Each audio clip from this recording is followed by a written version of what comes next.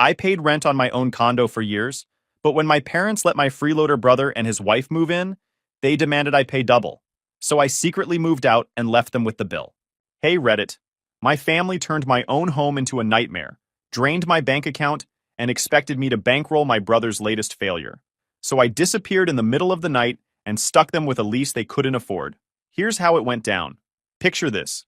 It's 11:47 p.m. on a Tuesday, and I'm lying on a deflating air mattress in what used to be my storage closet. My phone lights up the darkness with a notification I never wanted to see. Payment declined. Insufficient funds. I blinked at the screen, convinced I was hallucinating. That checking account had $2,800 in it this morning. I'd checked it during my lunch break while reviewing design mock-ups for a client presentation. Then the second notification arrived. A text from my mother. We transferred your rent money to Kyle's account. He needs it more right now for his business relaunch. You can cover this month yourself, right? We know you're good for it. I sat up so fast the air mattress groaned beneath me. Down the hall in my master bedroom with the king-size bed I'd saved 6 months to buy, my brother was probably asleep next to his wife. Meanwhile, I was camped out in a windowless room that smelled like cardboard, and my parents had just helped themselves to my bank account, like it was a community piggy bank. Let me back up and explain how I ended up sleeping in my own storage closet while paying rent on a condo I actually owned. My journey to this nightmare started years ago, but the current situation began 3 months ago when my brother Kyle's latest venture collapsed spectacularly. And when I say latest, I mean it. This was failure number 7 in the past 5 years. First, there was the food truck that lasted 6 weeks before health inspectors shut it down. Then the dropshipping business that got him sued by customers for never actually shipping products. The personal training certification he paid $3,000 for and never used. The multi-level marketing scheme that cost him and everyone he knew hundreds of dollars. The online course about becoming a millionaire that he bought for $1,997 and watched exactly one module of. The day trading phase that somehow turned $8,000 into $400 in 3 weeks. And now, cryptocurrency. Kyle had spent 6 months becoming an expert on digital currency, which apparently meant joining Discord servers and watching YouTube videos made by other guys who also didn't know what they were doing. He'd dumped his savings, about $12,000, and borrowed another $15,000 from our parents into some coin called Moon Token that promised to revolutionize decentralized finance and disrupt traditional banking. The website had looked professional. The white paper had lots of impressive words like blockchain integration and quantum-resistant encryption. There was a countdown clock on the homepage. Classic scam markers that Kyle completely missed because he was too busy imagining himself as a crypto millionaire. The coin launched, spiked for exactly 72 hours, then crashed harder than the stock market in 1929. Turns out the revolutionary currency was run by 3 guys in Eastern Europe who vanished with everyone's money the moment they'd extracted enough value. Kyle's $27,000 investment became worth approximately $43.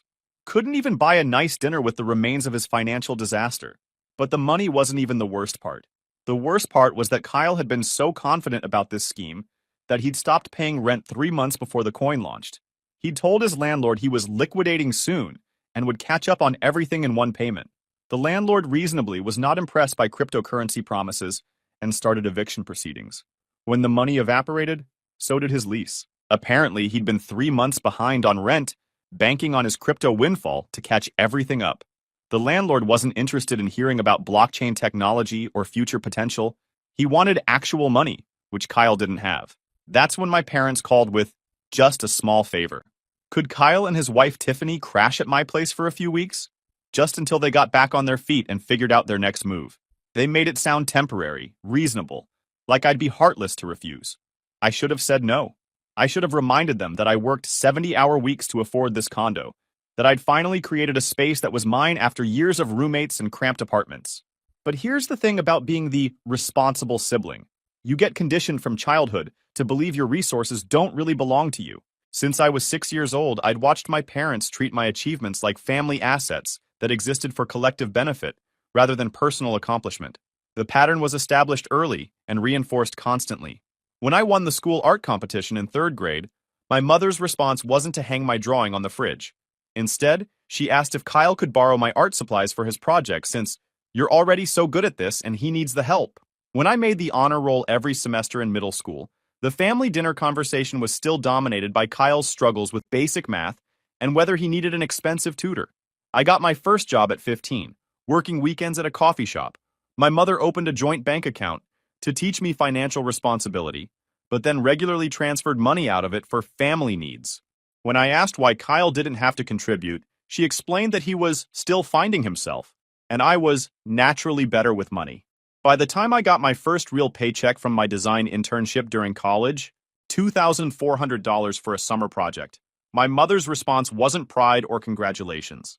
It was immediate relief. Thank goodness. Now you can help with Kyle's college application fees. Those SAT prep courses are expensive, and he really needs the support. I ended up contributing $800 toward a prep course Kyle attended twice before deciding standardized tests weren't his thing. When I bought this condo at 28 with money I'd saved through countless overtime hours and freelance projects on weekends, my father's first comment wasn't about my accomplishment. It was, good investment. Now the family has a place in the city for when we visit. Not, your place. The family's place. The family? Never me.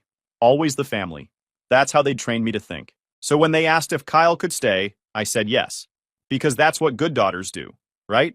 They share. They sacrifice. They put family first.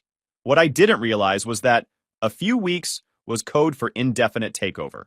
Kyle and Tiffany arrived with 7 suitcases, 2 desktop computers, a ring light setup for Tiffany's social media content, and approximately 0 plans for finding their own place. They walked into my condo like they were checking into a resort. Oh, wow. The master suite has such good natural light, Tiffany said, already calculating camera angles. We're going to need this for content creation. You don't mind taking the other room, do you? The other room she was referring to was the den, a windowless box I'd been using for storage. It had never been designed as a bedroom. It had no closet, no windows, and barely enough space for an air mattress once you moved the holiday decorations and extra furniture out. Actually, that's my bedroom, I said, trying to sound firm. Kyle laughed like I'd made a joke. Come on, Brooke. We need the space for our equipment. Tiffany's rebuilding her influencer brand, and I'm launching a podcast about entrepreneurship. We need professional setups. You're just sleeping here, right? You don't need windows for that. I looked at my parents, who'd come to help them move in. Surely they'd see how unreasonable this was. Surely they'd tell Kyle to respect my space. My mother smiled that tight smile she uses when she's decided something and doesn't want arguments. Brooke, honey, it's just temporary. Kyle needs the right environment to focus on his comeback. You understand, don't you? You've always been so accommodating. Accommodating. The word that had defined my entire relationship with my family. So I moved into the den. I deflated my air mattress every morning and reinflated it every night. I hung my work clothes on a tension rod in the corner. I kept my laptop and design materials in plastic bins. I became a guest in my own home. The first week was an adjustment. The second week was irritating. By the third week, I was living in what felt like a hostile takeover. Coming home from work became something I dreaded. My condo, my sanctuary that I'd decorated with minimalist furniture and plants and carefully chosen art, had transformed into chaos. Kyle set up his podcast equipment in the living room, which meant my white sectional sofa was buried under cables and microphones and sound panels. He recorded at 2 a.m. because that's when the creative energy flows, which meant I'd lie awake in the dark, listening to him shout motivational mantras through the walls. Tiffany commandeered my kitchen for her morning routine vlogs. She'd be there at 6 a.m. with her ring light, filming herself making smoothies with my Vitamix while ignoring my existence completely. If I tried to grab coffee, she'd get annoyed that I was ruining the shot. My Italian espresso machine became a prop in her content, something she'd gesture at while talking about self-care rituals. The bathroom situation was a nightmare. I'd wake up for work and find wet towels on every surface, Tiffany's extensive makeup spread across my counter, and hairstyling tools still plugged in and hot. My expensive skincare products started disappearing. Not stolen exactly, just borrowed without asking. The kitchen became a graveyard of their eating habits. My carefully organized pantry turned into a jumble of half-empty protein shake containers and fancy organic snacks that cost $14 a box. They'd use my dishes and leave them in the sink for days. They'd order food delivery to my address and leave the containers on the counter, creating an increasingly disgusting trash situation that I'd eventually have to deal with. But the absolute worst part was the lack of privacy. I had none. Zero. The den didn't have a door that locked, just a curtain I'd hung up. I'd be trying to decompress after a 12-hour workday, lying on my slowly deflating air mattress, and Tiffany would just push the curtain aside to ask where I kept the paper towels. No knock, no warning, just invasion. I started going to coffee shops just to have somewhere to exist that wasn't my storage closet. I'd work late at the office not because I had deadlines, but because I didn't want to go home. I'd take long walks around the neighborhood, killing time, wondering how my life had become this. And through it all, I kept telling myself it was temporary. Kyle would get his act together. They'd find their own place. Things would go back to normal. I was lying to myself. 2 months in, I was still paying the full mortgage, the full utilities, and the full HOA fees. Kyle and Tiffany paid exactly $0 toward any household expenses. When I gently brought up the idea of them contributing something, anything, Kyle got defensive. I'm in a rebuilding phase, he said, not looking up from his phone. Every dollar I make right now needs to go back into the business. You know how entrepreneurship works. You have to invest in yourself. I have a job, I pointed out. I'm investing in keeping a roof over our heads. Yeah, but your job is stable, he replied, like that was somehow a negative. I'm taking risks. I'm building something. You wouldn't understand the pressure. The pressure. Right. The pressure of living rent-free in someone else's home while contributing nothing. When I tried to talk to my parents about it, they deployed their standard defense. Family obligation speeches mixed with subtle guilt trips about my success. You're doing so well at your firm, my mother said. You're making good money. Kyle is struggling right now. Can't you just help him get through this rough patch? That's what family does.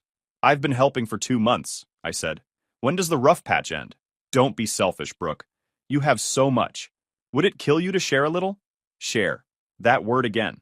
As if I wasn't already sharing my entire living space, my furniture, my appliances, my utilities, my peace of mind, and apparently now my bank account. Because here I was, staring at my phone at midnight, learning that my parents had just taken $2,800 from my checking account without asking. I called my mother immediately. She answered on the third ring, sounding annoyed that I'd interrupted her evening, like I was the one being inconvenient. Did you just take money from my account? I asked, trying to keep my voice steady even though my hands were shaking. We transferred it. Yes. Kyle needs capital for his rebrand. He's hiring a designer for his podcast logo and needs to upgrade his recording equipment. This is important, Brooke. His whole future depends on getting this right. That's my rent money, I said. That's the money I need to pay my mortgage. You can cover 1 month yourself, can't you? You always have extra money saved. Besides, you're living at home right now anyway, so it's not like you need it immediately. You're not going to be evicted in a month. Living at home. She actually called my condo home like it was family property, instead of something I'd bought with my own money, my own credit, my own down payment. How did you even access my account? I asked, already knowing I wasn't going to like the answer. You gave us your banking information years ago for emergencies, remember? When you were in college and studying abroad. We still had it saved. I did remember. I'd been 19 and in Spain for a semester, and they'd needed to transfer money to me quickly for what they'd called a family emergency, which turned out to be Kyle needed bail money after getting arrested at a party. I'd given them my account information temporarily, assuming they'd delete it afterward. Apparently, they'd just kept it, filed away for whenever they decided my money was needed elsewhere. That was 10 years ago, for emergencies. This isn't an emergency. Kyle's career is absolutely an emergency, she said, her voice taking on that sharp edge that meant she was done explaining herself. He's at a critical juncture. If he doesn't invest in his brand right now, he'll miss his window of opportunity. We're all investing in his success. That's what families do. We're not investing, you're taking. Without permission. That's called theft. Don't be so dramatic. We'll pay you back when Kyle's business takes off. Consider it a family investment. You know he's good for it eventually. Eventually. That magical word that had been erasing financial responsibility in my family for years. This isn't okay, I said, my voice shaking now, not from fear but from anger I'd been suppressing for years. Don't be dramatic, she replied, using the dismissive tone she'd perfected over decades of minimizing my feelings. We'll pay you back when Kyle's business takes off. Consider it a family investment. You know he's good for it eventually? Eventually. That magical word that had been erasing financial responsibility in my family for my entire adult life. Kyle would pay me back eventually. He'd get his act together eventually. He'd stop needing help eventually. Eventually was the horizon that kept moving further away every time you tried to reach it. I've heard eventually for 10 years now, I said. It never comes. You're being selfish and petty. After everything we've done for you, this is how you repay us? By counting pennies and holding grudges? after everything they'd done for me. The phrase hung in the air like smoke. What exactly had they done for me besides expect me to fund their mistakes? I didn't sleep that night. I just lay on the air mattress, staring at the ceiling of my storage closet, listening to the HVAC system hum through the walls. Somewhere in my condo, in my actual bedroom, my brother was sleeping peacefully on my expensive mattress. My parents were at their house, probably sleeping just fine too, comfortable in their decision to redistribute my money. And I was here, in the dark, realizing that to my family, I wasn't a person. I was a resource. The next morning, I went to work like normal. I sat through client meetings and design reviews and pretended everything was fine. But something fundamental had shifted in my brain during those sleepless hours. For 29 years, I'd operated under a specific framework. Family comes first.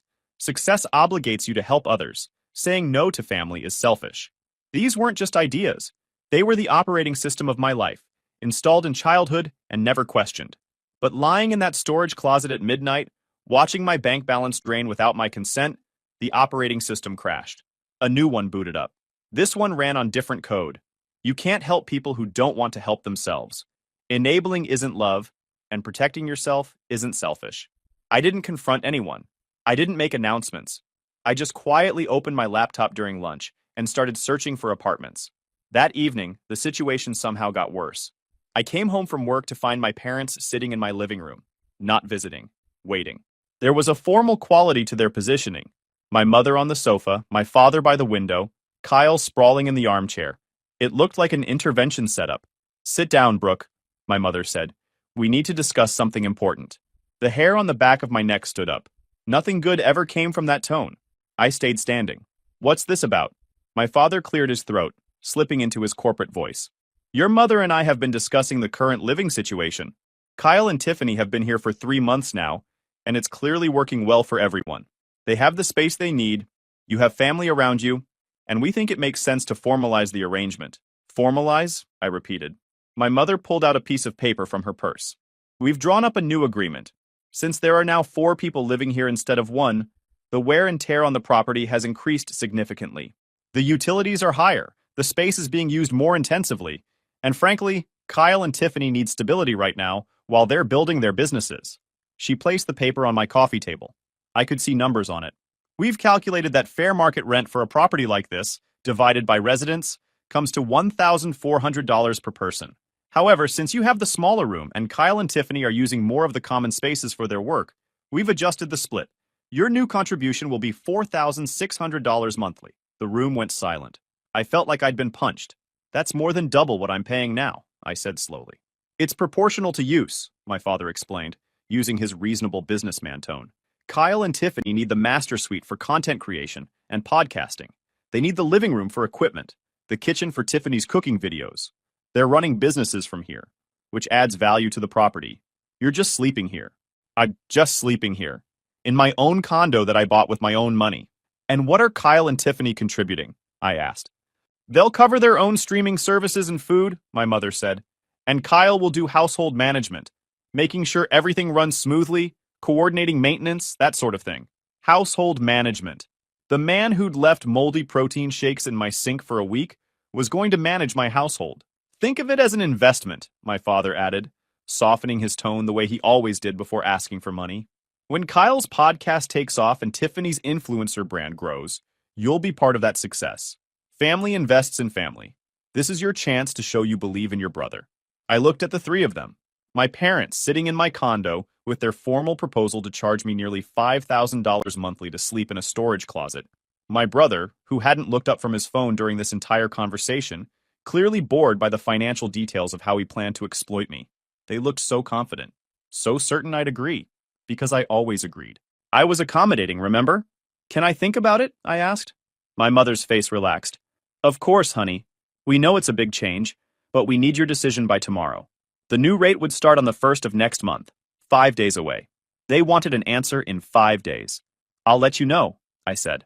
After they left, I sat in my storage closet and did the math.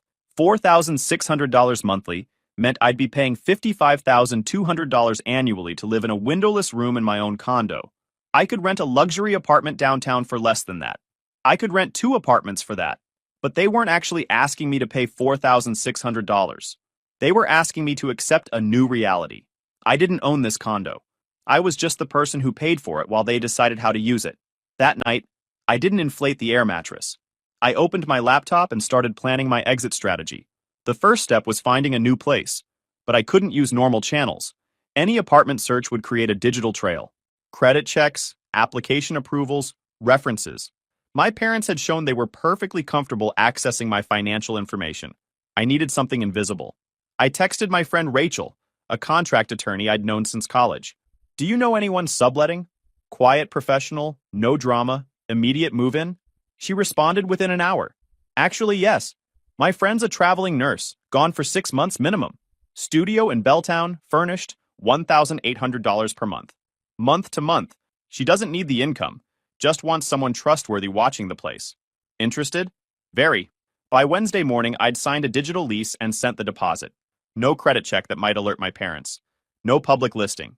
Just a clean exchange between two adults who wanted simplicity. Next came logistics.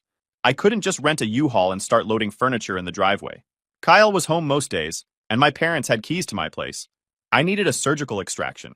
I found a moving company that specialized in discreet relocations. They worked with celebrities, executives going through messy divorces, and people who needed to disappear quietly.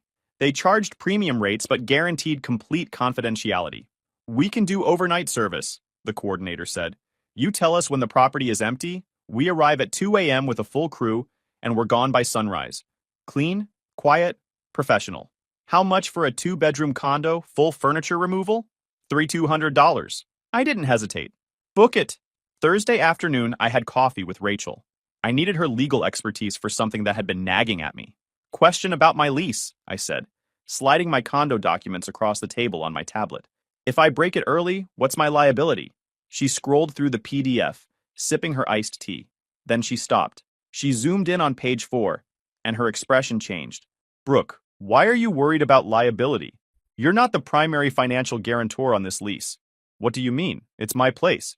It's your residence, she corrected, tapping the screen. But look at this guarantor clause. When you bought this condo 3 years ago, your income to property value ratio was slightly off because you were still freelancing. Your parents co-signed as financial guarantors. I'd completely forgotten about that. I'd been 26, transitioning from freelance design work to my current firm. The mortgage company had wanted additional security, and my parents had offered to co-sign. I'd thought it was just a formality.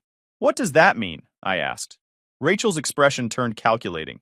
It means if you default on the lease or break it early, the mortgage company and the property management company don't come after you first.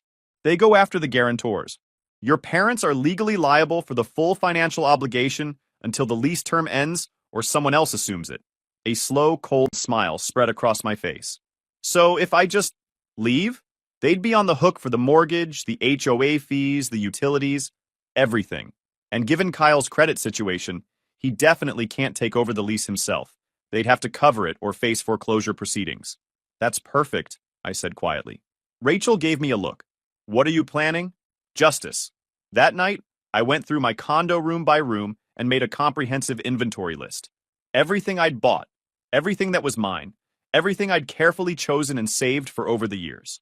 The white sectional sofa in the living room, I'd saved for 3 months to afford it, visiting the showroom 5 times before committing to the purchase. The 75-inch OLED TV mounted above the fireplace, a bonus reward from work for landing our biggest client. The smart lighting system I'd spent 2 weekends installing myself, programming different scenes for morning, evening, and movie nights. The custom motorized window treatments that cost $2,400 and took 6 weeks to arrive. The West Elm coffee table, the CB2 side tables, the hand-woven area rug from Morocco that I'd bought during a work trip. In the kitchen, my Italian espresso machine, the $500 Vitamix blender, the KitchenAid stand mixer in sage green, the all-clad cookware set, the complete set of Japanese knives, the Le Creuset Dutch oven, even the fancy salt and pepper grinders. The bar cart with my glassware collection, the wine fridge built into the island, the artwork on every wall, pieces I'd collected from local artists at gallery showings, each one chosen carefully, each one meaningful. The plants, 23 of them, ranging from a massive fiddle-leaf fig tree I'd nurtured for 2 years to the collection of succulents on the windowsill. The books lining the built-in shelves, organized by color, because I'm that person. In the master bedroom that Kyle and Tiffany had taken over, the custom bed frame from Room and Board that cost $1,800, the organic mattress I'd researched for weeks before buying, the matching nightstands, the brass lamps, the full-length mirror with the ornate frame, the dresser, the bench at the foot of the bed, even the bathroom items, the luxury towel set, the bath mat, the shower curtain, the organizational containers under the sink. Everything. Every single item that made this condo my home, instead of just empty square footage. I scheduled the movers for 2 a.m. on the 30th, the night before the new rental agreement was supposed to start. I'd confirmed that Kyle had a networking event at a club downtown that night, something he'd been talking about for weeks. Tiffany was taking their daughter to visit her mother in Tacoma for the evening. The apartment would be empty. I spent the next few days in a weird state of calm.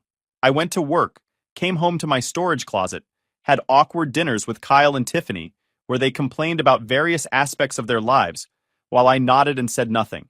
Inside, I was counting down hours. Saturday the 30th. Kyle left for his networking event around 8 p.m., dressed in clothes that probably cost more than my monthly utilities. Tiffany had already gone to her mother's place that afternoon. I was alone in the condo. I didn't relax. I started working. At 1:45 a.m., my phone buzzed. Team arriving in 15 minutes. The movers showed up at exactly 2 a.m. 5 people in dark clothes moving with practiced efficiency. They wore shoe covers and spoke in whispers. The crew chief looked at my detailed inventory list and nodded. Anything with an orange sticker stays, I said. Everything else goes. I'd put orange stickers on exactly 4 items. The cheap folding table Kyle used for his podcast equipment, a floor lamp from IKEA that was already broken, the basic coffee maker that came with the condo, and a card table with 2 folding chairs. Everything else was fair game. They moved like a surgical team. The sectional sofa, wrapped and removed. The TV, carefully packed and loaded. The smart light bulbs I'd installed, unscrewed and replaced with the basic bulbs the builder had originally put in. The custom curtains, taken down. The plants, boxed and loaded. Even the good silverware, the nice towels, the bath mats. I walked through the master bedroom where Kyle and Tiffany had been living. The expensive bed frame I'd bought, gone. The luxury mattress, wrapped and loaded. The nightstands, the dresser, the full-length mirror, all removed. They'd left their clothes, their equipment, their personal items, but every piece of furniture underneath was being extracted. By 4:30 a.m., the condo looked exactly as it had the day I'd first toured it. Empty, cold, expensive. I walked into the storage closet, my bedroom for the past 3 months. I left exactly one item behind, the deflating air mattress, sitting in the middle of the floor like a gray puddle of shame. If they wanted to live here so badly, they could start exactly where they'd forced me to start. Finally, I walked to the kitchen island, the only remaining surface in the entire condo. I placed 2 items carefully in the center. First, my key fob. Second, a printed copy of the lease agreement. I'd taken a bright yellow highlighter and marked one specific paragraph on page 4. In the event of default, non-payment, or early termination, the guarantors assume full financial liability for all mortgage payments, fees, damages, and legal costs until the property is released or the term expires. I didn't leave a note. I didn't leave an explanation. The highlighted text was the only conversation we needed to have. I took one last look around the empty condo. The floor-to-ceiling windows showed the city lights starting to fade as dawn approached. It had been beautiful once when it was mine. Now it was just expensive real estate that someone else would have to figure out how to afford. I walked to the door, my footsteps echoing on the hardwood floors. I pulled the door closed behind me and heard the lock click. It was the sound of a vault closing. The moving truck was waiting downstairs. I rode with them to my new studio across town, watched them unload my furniture, and by 6 a.m. I was sitting on my sofa in my new space. It was smaller. The view was less impressive. The building didn't have a doorman or a gym. But when I locked the door, I was the only person with a key. I made coffee with my espresso machine and sat by the window, watching my phone light up as messages started flooding in. 7:30 a.m. First text from Kyle. Where's all the furniture? 7:45 a.m. Call from my mother. I let it ring. 8:30 a.m. Text from Kyle. You can't just take everything. We had an agreement. 8:45 a.m. Text from my father. We're at the condo. We need to talk about this situation. 9 a.m. Video call request from my mother. I accepted the call.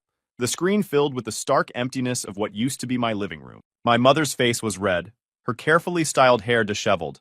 The camera was shaking. Where is everything? She screamed. Where is the furniture? The TV? The dishes? Did you rob us? I moved, I said calmly. I took my property. Everything left in that condo belongs to you and Kyle. She flipped the camera to show Kyle standing in the middle of the empty space, looking genuinely lost. We can't live here. There's nothing here. The lease payment is due tomorrow. $4,600. How are we supposed to pay that? I watched her on the small screen. This woman who'd spent my entire life treating my success as family property. Actually, you're confused about something, I said. I'm not paying $4,600. I'm not paying anything. I moved out. I broke my lease. That means I'll lose my security deposit, but that's fine. You can't just leave, my mother shrieked. You have an obligation. You're right. Someone does have an obligation. I notified the property management company that I vacated. As the tenant, I'll face penalties for breaking the lease early. But here's the interesting part. I paused, letting the silence build. You and Dad co-signed as financial guarantors 3 years ago. That means you're legally responsible for the full mortgage payment, the HOA fees, and all associated costs until the lease expires or someone new takes it over. And given Kyle's credit score and employment situation, I doubt he'll be qualifying for a lease transfer anytime soon. The color drained from my mother's face.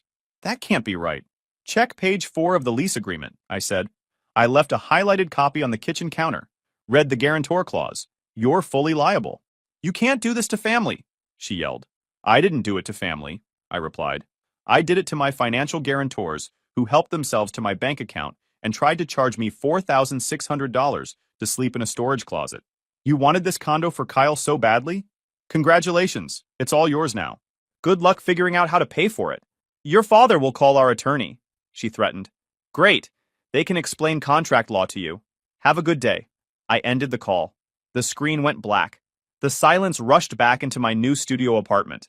Heavy, expensive, and absolutely worth it. 6 months later, I'm sitting in my studio apartment watching the city lights through windows that are just normal-sized windows. No floor-to-ceiling glass, no panoramic views of downtown and the Space Needle, just regular windows with basic blinds that let in decent light. My studio is 520 square feet. The kitchen is a galley with basic white appliances. There's no granite countertops or custom cabinets. The bathroom has standard fixtures, not the rainfall shower head and heated floors I had before. The building doesn't have a doorman, a gym, or even a parking garage. I park on the street. By every material measure, this is a downgrade. But here's what I do have. A door that locks, and I'm the only one with a key. A refrigerator where the food I buy is still there when I get home. A bathroom where my products stay exactly where I put them. A bed that's mine. In a room that's mine. In a space that nobody can take from me. When I wake up in the morning, nobody is filming content in my kitchen. When I come home from work, I'm coming home to silence and peace. When I sit on my sofa, it's actually my sofa, and nobody has draped cables or equipment all over it. When I make coffee, I use my espresso machine without someone complaining I'm ruining their shot. The space is smaller, but somehow I can breathe better here than I ever could in 1,400 square feet of luxury condo. I heard through Rachel, who stayed in touch with mutual acquaintances, that my parents had to liquidate a significant portion of their retirement accounts to cover the remaining lease payments on the condo.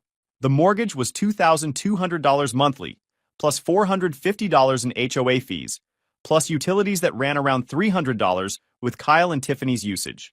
They were on the hook for nearly $3,000 monthly, for 9 more months until the lease expired. Apparently, Kyle didn't handle the eviction well when they finally had to leave.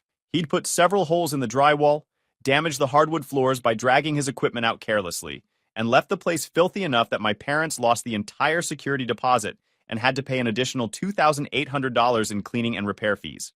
Their credit scores took a significant hit from the late payments before they could liquidate enough assets to stay current. My mother had to go back to work part-time at a retail job, something she'd retired from 5 years earlier. My father postponed his planned retirement by at least 3 years. But worse than the financial hit was the hit to their pride and reputation. They'd spent years positioning themselves as the successful parents of 2 children, conveniently highlighting my career success while glossing over Kyle's perpetual failures. Now their friends and extended family knew the truth. Their son had failed so catastrophically that they'd lost tens of thousands trying to prop him up. Kyle moved back into their basement. According to Rachel's sources, he lasted 3 weeks trying to find a job before declaring that traditional employment doesn't align with his entrepreneurial spirit. His podcast ended after 3 episodes when he realized nobody was listening. Tiffany's influencer career never happened. Her follower count actually decreased after she stopped having access to my nice condo as a backdrop for her content. Last I heard, they were exploring new opportunities, which probably meant scrolling through get-rich-quick schemes online while living off my parents' increasingly strained finances. My parents tried calling multiple times in the first month after I moved out. The messages went from angry, "How dare you abandon family," to pleading, "We need to talk about fixing this situation," to bitter, "You've always been selfish." I didn't respond to any of them. What was there to say? They'd shown me exactly who they were and what I meant to them. Eventually, around week 6, they stopped calling. The silence was an answer in itself. If you enjoyed this video, please hit that subscribe button. It really helps the channel and help us bring you more and better stories. Thanks.